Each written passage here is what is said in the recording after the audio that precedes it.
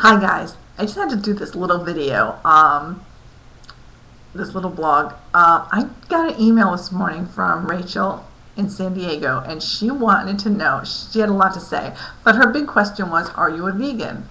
And are you 100% raw? Okay, first of all, I'm not 100% raw. I don't know if I'll ever be 100% raw, because I am a firm believer in balance in life. And I've even heard of people who do 100% raw who say it's too much, because you're not slowly developing into something.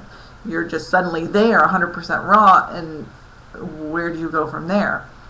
I think your body needs balance. And am I a vegan? And I think she meant, is my diet vegan? Because there's a difference. For those of you who don't know, vegan is a lifestyle. It's a total lifestyle about everything non-animal oriented. I have been a vegan in the past, in the lifestyle. I still keep a lot of that with me, but through my celiac disease, through my lupus, I am focused more on what does my body need, and then the vegan lifestyle. So for the most part, I'm vegetarian. However, I like a good steak once in a while. I like a piece of fish once in a while. And sometimes I'm at a restaurant with my family, and first and foremost, we go to a restaurant where I know I can get a gluten-free meal. And they don't all eat raw foods. So, you have to make the best choices you can with what you have. So, but back to the, not being vegan or vegetarian in diet. When I started eating raw foods, now I did go 100% raw when I first found out about raw foods, because literally what I had read was you really need to detox your body, and that's what I was doing. And I literally forced myself into remission within 2 weeks. But my whole thing since then is, how do you stay in remission? It's like, how do you live beyond remission? Because anybody can put themselves in remission. It's how do you stay there? You can take the drugs. You can do the detox. You can go to Hippocrates. You can go to the Tree of Life. Don't remember the name of that place in Arizona. You can do all those things, but it's my thing is, how do I maintain that afterwards? And I found sometimes a steak is good for me. Sometimes whatever that gives to me, it's okay. Now, I'm not saying I do it every week. I don't even do it every month. I might have a steak once a year. That's just me. If I have something, it's usually fish, salmon. I look at the quality. What am I going to get? What am I going to get from eating that piece of fish or piece of steak or whatever that is, if it's not raw and if it's not vegetarian? And it's, what do I need at that moment? And I don't believe in deprivation. It's hard enough trying to heal your body that you really don't need to feel like you're sacrificing. Because the whole part of what I've done over the past year is I've created a lifestyle for myself. I've created my life. I haven't created a diet. I've created a life. I've created a way that I can live beyond remission. And that's my whole point of being me. Is there's so much to live for in life that I got to do that. But back to the diet thing. I just ask that you pay attention to what you're eating. Read your labels. Pick something that's not processed. If you're going to eat meat, eat organic meat. Eat that Kobe steak, or, that Kobe beef burger, and limit it. I think that's part of the problem with heart disease in our family is, when I was a kid, we didn't have meat every night, let alone every meal. I mean, that's what we've come to. We have it in every meal, breakfast, lunch, and dinner. And when I was a kid, the older I got, we started having it with every dinner.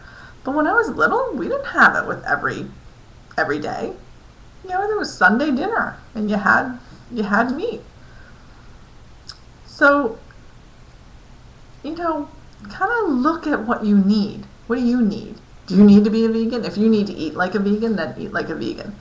I have a dairy allergy. I don't do cow's milk. Sometimes I'll have some goat cheese. You know, there's a restaurant I go to. They have a fabulous, fabulous salad, but it has this little goat cheese medallion on it that's like encrusted with hazelnuts or something, and it's fabulous. But, you know, I probably have done that twice in a year.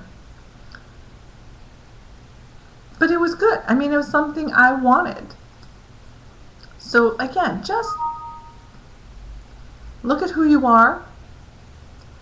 You know, it took me a long time to realize that I couldn't be a vegan. And maybe I could, you know, maybe I'm just not there yet. But right now, at this moment in time, I'm probably 70% raw.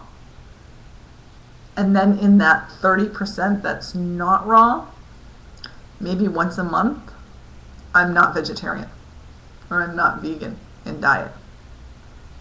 So don't deprive yourself, because that was part of the letter. Was she felt like she was depriving herself because she was trying to go raw. She was just trying to do this. And don't do that to yourself. You have a goal. You know, when I first went raw, I had a focus. My focus was I wanted remission. That was the only thing I could focus on at that moment. Not that I want to cure myself. Not that I want to, you know, be a year later and still be in remission. I wanted to feel better. I was so sick and tired of being sick and tired. I was just done. And it was literally at the moment where I was out of money in my savings. I'd been sick for months. I'd sold my car to pay my mortgage so I had a roof over my head. Luckily I live in a city, so, you know, I had public transportation. But, you know, you have to focus on what you need at the moment. I wasn't really focusing on going 100% raw. I was focusing on healing my body and getting myself in remission. And then it was kind of like, well, I'll figure it out from there. Because with lupus, you're in such a fog that you can't think. You're lucky you can think for today, let alone tomorrow. And then I just kept pushing myself, and I kept pushing myself. And, you know, for about 3 or 4 months, I was eating a totally vegan diet. And then it was like life stepped in, and life goes, okay, you know, you've been in remission for, you know, a couple of months now. You're feeling good. You got your energy. Is that all there is? No, that's not all there is. You know, there's more to life than that. And not everyone in my family is going to go raw. Not everybody in my family understands it. Not everybody in my family wants to understand it. And that's okay. They don't have to. They don't have to get it. I'm the only one who has to get it, because it's my life that it affects. So just keep that in mind. Don't let some label of being vegan or being vegetarian or being 100% raw get in your way. You have to figure out what's right for you. And once you kind of get your hands around it, just move forward. And take it one step at a time. Don't make it a huge, huge, big thing. One step at a time. One thing. You know, on my radio show last week, I talked about that. Or maybe it was a week before. You know, the few things you can do to make a difference. 1 is a green smoothie every morning. 2 is get rid of the processed food. The overly processed food. Yes, I know there are some foods out there that are minimally processed, and, you know, they still have a lot of nutrition left in them. But limit them. Limit them as much as you can. And go for the food that actually has meaning to it. That has vital nutritional value in it. And thank you so much for writing that, because over the course of my blog, you know, I talked about being a vegan and trying to stay a vegan. And I haven't really written about that in a while. So it was nice to just kind of like let everybody know. I'm human. Everyone's human. You just have to find what's right for you.